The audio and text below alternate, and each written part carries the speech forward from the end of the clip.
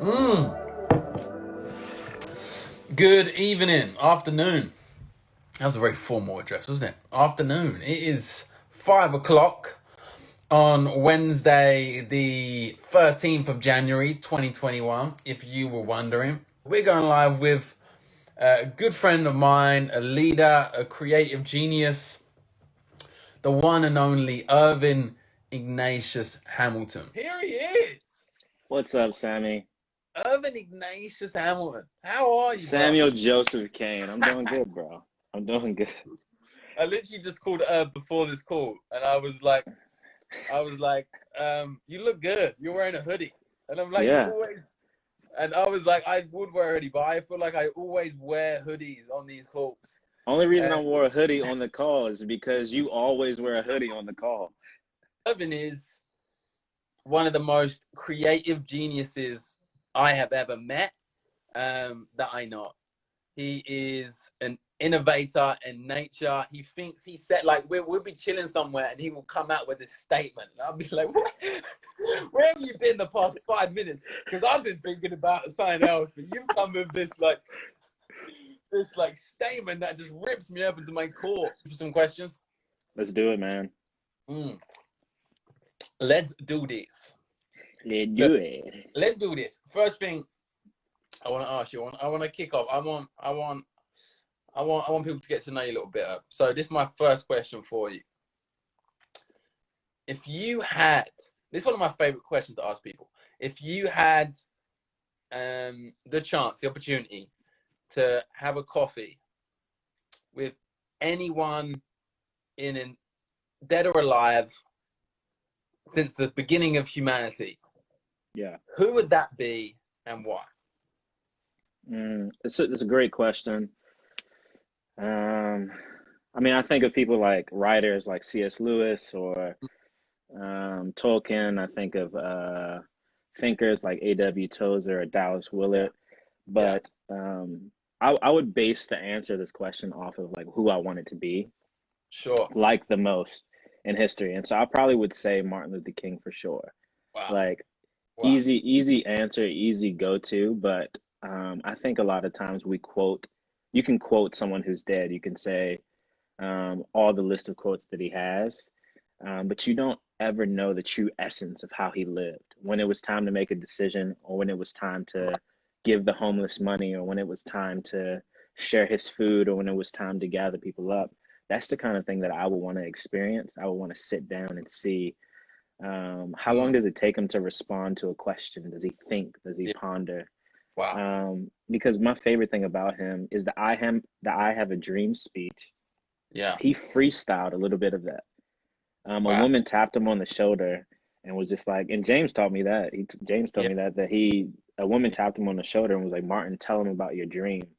And he just went whoa. off on this like thing. And so I would want to be around him, man. I would want to be around him. That's crazy. I didn't know that. So some woman literally. So that most of like iconic moment of that speech was Yeah, basically. so he had spoken about that before, but he was on a different tangent with that Right. speech. He had a speech prepared, and a woman leaned up and tapped him on the shoulder and said, "Martin, tell him about your dream." Yeah, yeah, yeah, And he starts to tell them. I got that from James Burke, so if it's wrong, it's on James Burke. yeah, yeah, yeah. I blame anything that goes wrong in life. I blame on James Burke. Yeah, I've blamed everything on James Burke for 3 years. If someone comes and complains about something, I'm like, look, email james.burke@bethel.com. He's gonna sort you right out. I said that to someone last week here in England. Yeah, I ran out of money and couldn't pay my car insurance last week. I called them and was like, "Hey, have you spoken to James Burke about it?" That's hilarious. That's hilarious. James comes out with these things, man. We done an Instagram live with James about a month ago. So a lot of Yeah. people got to get to know him. He's on the call, but bro, I didn't know that. But hey, man, I love that, bro, because I think there's like Martin Luther King is like you said, so many people quote him, and Mm, some people know him as this like cultural changer that right, changed, well, really changed humanity. I think most people know him like that, but like, right, what was the guy's morning routine? right, Like, how did he actually like guide his life? Like, what right. was his movements? Like, What was his Could you energy? could you imagine like the way he treated the average human being, like Yeah, someone that he has no relationship with? right, Imagine how he treated his friends. Like right. imagine what kind of love he would have exuded just to be in his Totally. environment. The Yeah. level of peace he must have had to do everything Wow. that he did is like Yeah. I'm like I just want to be around that. I see that in people like Yeah. James. James is so peaceful, easygoing. I see that in people like Siri. Siri's on the call. She's pretty peaceful. She's pretty easygoing. But to be That's around someone like my uh, mum is just giving us the wave. Hey, mum. oh, your mom's on? What's Thanks for supporting me, mum. yeah. My Totally. Cash App is no. Yeah. No, totally, bro. And I think that's why, like, everyone's got so hyped off this John Mark Comer book, this, The Ruthless Elimination of Hurry. If you don't know it, Yeah, you haven't read it, you should read it. But because, like, that book is revolutionary, but really all John Mark Comer does is dive into like what we're talking about Martin Luther King is the energy of yeah, Jesus, like yeah, how he like lived his life, the disciplines, the practices, the like just like I can't think of any other words, but it was basically right. that, how he Yeah, actually lived his life, things yeah. he said. I'm reading a book called The Mind of Jesus. I think I sent it to you the other Yeah, day, and it talks yeah, you about did. how when Jesus was going to get baptized, that he would have wrestled with the Mm, reality of he had nothing to repent for.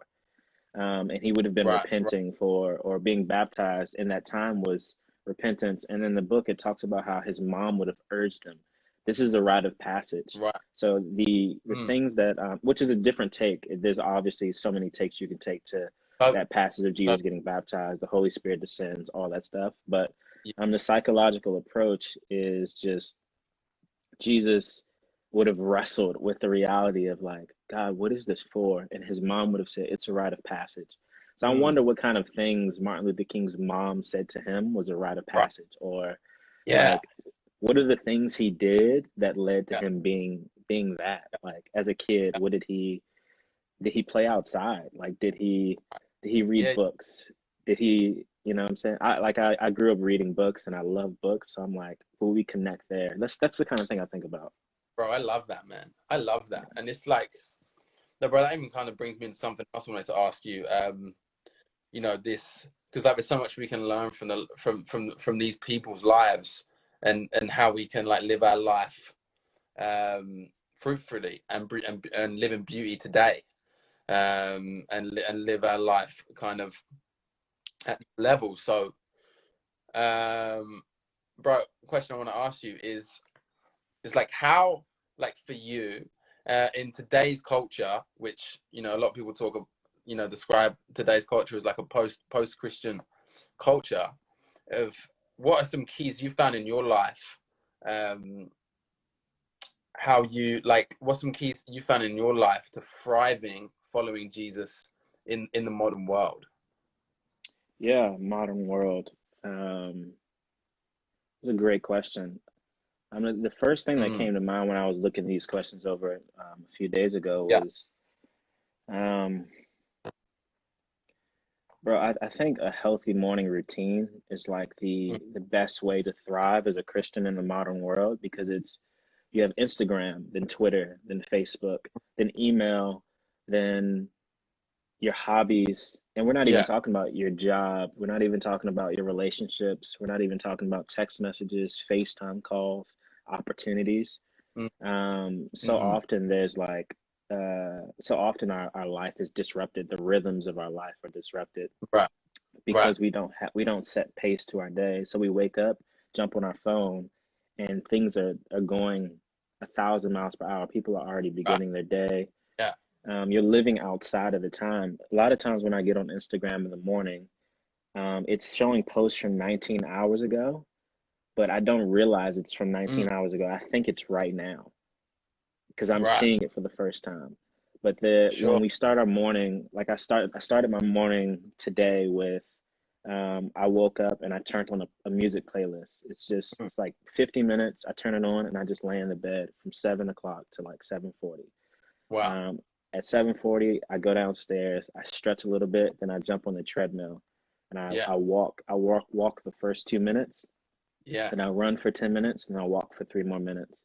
Yeah. Jumped off the treadmill, set a little pace, worked out a little bit more, and then I came and sat down at a table and I just wrote my thoughts, all the things that I was feeling. And then I started responding to text messages. So it wasn't until I found pace within my day to actually Mm. um, to actually Mm. start doing things that Wow. interacted with something outside of myself. So I think that's the most To- helpful thing. Morning routines help Totally. you thrive as a Christian in a modern world. Yeah. Um, and then probably like the second thing, and then I'll let you jump into, but the Bro. second thing You that I'll go. probably say, the second thing I'll probably say is discipline. Like Mm. most human beings, like if you couple discipline with a morning routine and Mm. apply that to your whole day, um, you'll thrive. Discipline, most people will strive for perfection, Right. um, but the not the antithesis, but the thing that is most close to perfection is actually discipline. Wow. Wow. It's the reality of I've messed up, I've Mm. fallen down, and I can get up and go back again. Wow. So when you get over that, I want to be perfect, I want to be perfect, and you get disciplined, it Wow. actually unifies your life. So I would say those two. So it doesn't matter if you're praying 50 hours in the morning, or it doesn't matter if you're going to church 3 times a week. Yeah. It doesn't matter about those things Wow. truly in the essence. It Wow. matters, can I get alone and be disciplined? Can I get Yeah. alone and actually spend time with the Lord? Can I get alone and actually be at peace? It says we enter into his gates through thanksgiving, which is peace. The more Mm. peaceful, the more Mm. thanks you develop, the more that you actually thrive as a Christian in a postmodern world. Wow. Bro, I love that, man. And that's like you said something there, man. And it's like um discipline is the closest thing to perfection. Yeah, it is the absolute closest thing. Wow. Jesus was perfect, and he Yeah. calls us to be disciples. Right. Yeah. Yeah. He, Yeah. he says, "Pick up your cross and follow me. Follow Yeah. me as just follow him." The Totally. closest thing to perfection is being his disciple. So discipline is the closest thing to Yeah. perfection. Wow. I love that, man. I love that, bro, because it's like it opens us up that this idea of perfection for us to Hmm. reach humans is really like is a near impossible task, but this idea of like getting up and just going again and being Yeah, disciplined again. yeah. And like, bro, I love what you were saying um, about how you start your day. And Mm, what I was kind of picking up was like you're not waiting for the world to teach you. yeah. You're not reacting. So good. Yeah. You're not reacting from the noise and what's happening in the world. It's like you create your own symphony. You create your own rhythm. For then and then it's like you've already set yourself up, your heart, your mind, your body. You've looked Hmm. after your body as well, your heart, your mind, your body, and your soul. And then it's like, okay, like I'm calibrated, I'm everything's in the right position. Gabby, he is a genius. And Sweet. then and then from that place you're like, okay, I'm ready now. Where are the text messages? Where are the Instagram DMs? Yeah. Which we get, but it's like I Yeah, think that's man. profound. I think for Yeah. like sort of the young people listening and other people on the call today, it's like that's such a key to Hmm. thriving today in this modern Yeah. world. Absolutely. Because we'll be like the thing that took the pressure off. Yeah. First of all, I learned that from you. I learned that watching Sam. So for those on the watching Sam get up in the morning, he would go sit in the backyard and just meditate. He would just spend time with himself and with the Lord, and there was no agenda to it, outside of being with himself. And so often we do everything that's concerned with building our influence platform on Instagram, or Mm. I'm reading a book that's going to teach me how to talk to people. And so I'm like, Mark, literally every morning, and I shifted my focus, and I'm like, how can I slow down? John Mark Comer's book helped a ton, Mm. but James Burke, again, to bring him up, he challenged me during the summer last year. He said, he was like, I dare you to make home. Like, I dare you to learn how to cultivate home, how to create home. Mm, And that spurred me on. It like stirred something in me, and so mm, it helped a ton. It helped a ton. And I think any young kids, any young people who are listening, or anyone at any age in your life, if you add a morning routine to your life, mm. you'll see dramatic increase. You can download an app called Todoist. It's an app that I started using Wow. back at my old job. It's called Todoist, and I just put all my tasks in there. I Mm, try to knock out 5 tasks a day. So that's personal growth ones, or yeah. simple ones like call the DMV. That's on my list today. So things like that. Wow. Just putting those small things on and just getting those wins. Yeah, get a win. Develop a. I was saying this the other day to someone. The most divisive shame, or the most divisive form of shame, actually comes after success. After you do something good for yourself, is the Mm, most divisive kind of shame. wow. Wow. That's good, bro. If you're just jumping on, you got to rewind and just listen to Rewind. what we got into. Whoop, whoop, whoop, whoop, whoop. Whoop, whoop, whoop. Uh, That's exciting, bro. I love that. I think that's going to be so helpful, so inspirational, and so practical for people listening here today. Yeah. Um, bro, you are such a you are, and I don't just say this for any other reason, but you are one of the most creative, inspirationally creative people I know. Because you Wow. can be creative, but to be inspirationally creative, I think is another skill. It's like you Mm, can be creative, but to be a creative leader again, I think is another skill. To be innovative in your creation right. um, is a skill in itself, and it's something I see you do day Wow. out day after day, week after week. After like 3-4 years of being near to you, of like people Yeah. follow your creativity, Mm. like your name pops up in books, like I just find your name in the back of Chris Cruz's new book. I'm just like, what? Like people, like your creativity is so inspirational.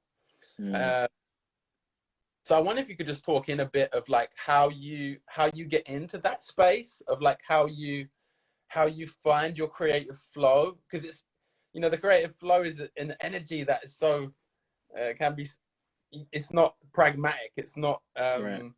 not straightforward. It's anyway, I'd love you just to talk into that of like how you find your creative flow, how you find that creative energy. Yeah. um yeah, I'd love to hear that, man. Um, I mean, the first thing. I mean, I have three really concrete things I've been thinking about. The Love. first one is play. Mm, Like just get out and play. My friend Michaela Fox, she says, let your eye stop you. She was teaching me how to shoot better photography. Um, she just would say, let God stop you. What does it say? mm. Even when God found me in the middle of things for this matter. Yeah, we love that, Come man. come on, Dion. Come on, bro. That's my We love homie that. Dion. What's up, Dion? Um, but the first thing is just play. Like, Mm, if you want to be more creative, you have to just get out and play. Just whether it's, I want to paint more, mm, I want to, I want to draw more, I want to create more. You have to get out and just play around with it. right. Go do something. Go do anything, and allow your eye to stop you. Mm, The second thing is, we're all creative. Like mm, at our core being, mm. we're all creative. I think it's John 15, 16, and 17 that talks about how God has an invitation of love that Yeah, he's extending to everyone to come into connection with him. yeah. And he's constantly inviting us in deeper to the fullness of ourselves. And that's Wow, simply because he's inviting us to do greater works than he. He's inviting wow. us to co-labor, to create, to discover. Yeah, Creativity is just discovery. Erwin McManus talks about that. When yeah. you're creating, you're discovering. You're not perfecting. Mm, You're not building it up to be displayed. You're not building towers of Babel. You're discovering something about yourself and wow, about God's creation. And so, wow. and then the last thing, it's from this book that I'm reading right now, Letters to a Young Poet. Mm, In the book, the guy says, whatever you want to do, you need to. So in the book, he talks about writing. He tells this young poet, he's like, if you want to write, you need to get alone with yourself and mm. figure out why you want to write. Right. Just basic level. Just get really quiet and ask Mm, yourself this simple question: can I live without writing? So if Mm. you're on this call and you want to be creative, put that creative thing into this box. Can I live without singing? Can I live without dancing? Can I live without painting? And it could be Mm. multiple things. Can I live without creating? And if the Mm. answer is no, I cannot live without creating, Mm. then that's where you start. And the guy talks about how you don't start by writing, Mm. Shakespeare or writing this crazy thing about love. You start with doing what's in front of you. Right. So he encouraged the young poet to not write about love or not write about abstract concepts, but to actually just write about what does the weather look like today outside. Um, Right. so I started doing that myself. I have this journal. And so in the journal I'm doing each day I'm writing like this simple poem. And it's probably the worst poetry I've ever written in my life. But I'm doing it. I'm doing something. Yeah. Yeah. So yeah, Bro, that's powerful. That's powerful. Bro, you said something in there. So I just want to pick up on. You said, um, like all creativity is really discovery yeah, and discovering more about yourself and more about God. yeah. Like, that's profound. That's really profound. Yeah, it's the truth, man. It's like creativity isn't about building this tower of like, look at what I've done. Sure, sure. It's actually about discovering what God put on the inside of you already. Like Yeah, creativity is already on the inside of us, yeah. and it's just discovering it, falling more in love with yourself, more in love with God. Right, And so often we like make Christianity this dormant like thing right, to where it's like, oh, it has to look like this. right. But theater, someone acting, Denzel Washington Yeah, doing a bit, doing something, or someone hosting SNL, or someone doing a right. comedy sketch, or someone skateboarding. That's all Yeah. creativity. That's Wow. discovering, I didn't know I was this good at basketball, LeBron James. I don't know if you saw last night, LeBron shot a shot, turned around before it even went in. Yeah, Like yeah, that's creativity right there. That is discovering something about himself yeah. that is otherwise hidden, otherwise not revealed to the world, and not known about God. We all reveal God day by day, bit by Right. bit, Yeah. and so that's just my thoughts. Love, bro. I love that. It's so profound. Oh, So I getting the think, encouragement. yeah, yeah. It's like I think especially around here in this part of the UK, around London and other areas, people can see the creativity generally as this thing of um like someone's like, oh, go be creative. It's like, okay, like someone might go like do a sketch of something, right? Right, And that's not bad. That's not creativity, right. but it's almost not it's what it is in this fullness. It actually it's this nuance of what we live in Yeah. and the realm of what we live in, of this dance that we do with ourselves, with our own hearts, and with the presence of God, and actually create like you do. I see you creating um, more than just what you do with your hands. I see you creating spaces, Mm, creating realms for people to come and be safe in and to find freedom in, as well as what you're making with your hands. And I love how I just say that to say you the way you talk about creativity, is this it's expansive. It's yeah. it's expansive space. Yeah. Um, that just to me sounds like Jesus. Yeah. It's completely experimental. Like it doesn't have to I could probably explain creativity between like abstract art. Like Right, me and you can go look at abstract art, and right, you will say, "Oh, I feel like it's a mountain," and I'll say I feel like it's a valley. Two completely different things. right. And that's the medium of creativity, that it is the perspective that one has, and it's not supposed to look like some concrete thing. It's not supposed to look like Mm, your neighbor. You can be inspired by your neighbor, but mm, creativity is so personal. And it's like right. the Bible talks about how God is unlimited in the way we can see him. He is revealing a new part of himself to every single person. It's the same with creativity. He himself is Yeah. creativity. He himself is the one who created. He created creation. So that's the that's my thought there. Right. Right. That is beautifully profound, and I know so many people on the call will be loving that. Bro, we're kind of like we're getting near to the end of time, but I kind of wanna so that the end of time, Jesus is returning. We're coming to the end of days. Bro, I want to ask you one more question, one more kind of just off the bat question, just to kind of close things up. And I did this with my team yesterday, and I just kind of was like, what are you expecting? What are you expecting for in 2021, sorry, 2021. What are you expecting for in 2021? In 2021. Like what do you see happening? You know, we've got viruses and things, and you know, politics, and like a lot happening in the world. But what do you see coming our way, like prophetically? Like what do you see God doing? What do you feel is coming? That's I think, yeah, man, I think this is something that I maybe thought about like 2 weeks ago or a week ago, yeah. Towards the start of the year, and I think we're becoming more compassionate. I think there's like a grooming and a growing of truly, truly, truly compassionate people.